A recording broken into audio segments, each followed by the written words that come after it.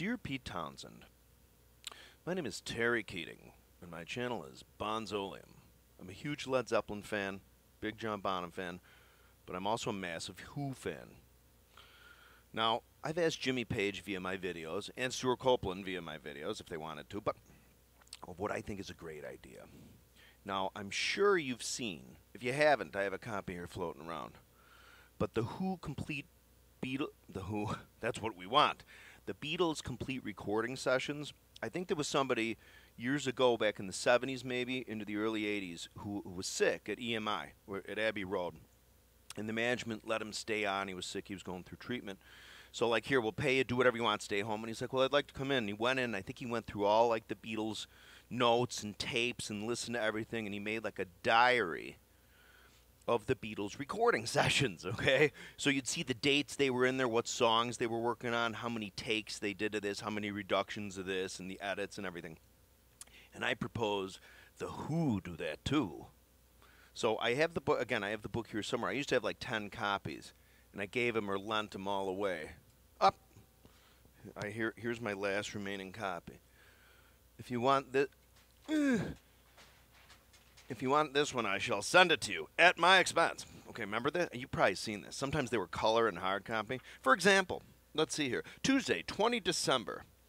Paul McCartney, George Harrison, and John Lennon's backing vocals superimposition into When I'm 64 with Ringo adding the sound of bells, followed by a reduction mix from take 2 into takes 3 and 4, the latter being the better. That type of thing, okay? So you could have a book like this. You could have videos. It would be great, and it would generate a lot of cash, which if you have enough cash and the Who has a lot of cash, you could donate it to charities, or you could donate, you know, the whole Who crew from the old days. You know, everybody's getting up there to retirement and stuff. You could just divvy it up amongst everybody. But you could do it in a chronological fashion, like all the way back from like the Detours, late Detours, all the way up to now. Or you could also, obviously, I mean, you might know this. Well, you do know this. But I'm saying it anyway. You could do like Who's Next as a package, Quadrophenia as a package, Tommy as a package. You know what I'm saying? I think it'd be great. So this is going to be real concise because I've asked Jimmy Page to do it with Zeppelin. I've asked Stuart Copeland to do it with the Police. And I mean, I think it's a great idea. That's all I'm saying. I really do. I mean, it would generate cash. I mean, Gibson would probably sponsor. Well, yeah, I know you got a lot of tellies now. Well, you probably don't have a. But anyway. But it would be fantastic. Do you know what I mean? I think it would be phenomenal. You could go through, the studios you were at. I mean, you get the idea. So essentially, we'd have, instead of the complete Beatles recording sessions, we'd have the complete Who recording sessions, and there'd be Pete, Keith, Roger, and John, and then and then under that, of course, we could have, Kenny, and then the rest of the dudes. You know what I'm saying? And so that's it. So this is going to be kind of short and concise, okay? I don't want to go on too much about it. Although I do have a couple questions real fast if you ever do see this video. At the end of Won't Get Fooled Again. Now, I know I love watching the footage. So you were smart, man. You had all that stuff filmed back in the day. You're working at your house with the synthesizers and with the Lowry organ and stuff, like and all that stuff.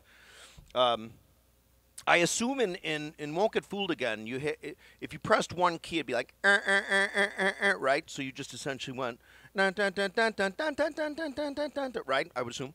But at the end of, not the end of Won't Get Fooled Again, at the end of Baba O'Reilly, when when you guys start picking it up, I wasn't sure if you guys maybe recorded that separately and then duct taped it together literally.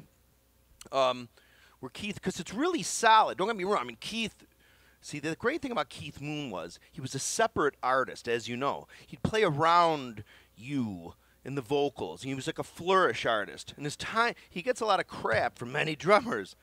But Moon was a genius, as you know. But, and everybody indeed in the band. Remember, a good band, as you know, is 1 + 1 + 1, however, equals infinity. So that's it. I wanted to make it short and concise. And this goes all the way up to, well, you get the idea. So, anyway, so hopefully Pete Townshend, or maybe if Maybe if Eddie Vedder sees this, Eddie, you could talk him into it. Wow,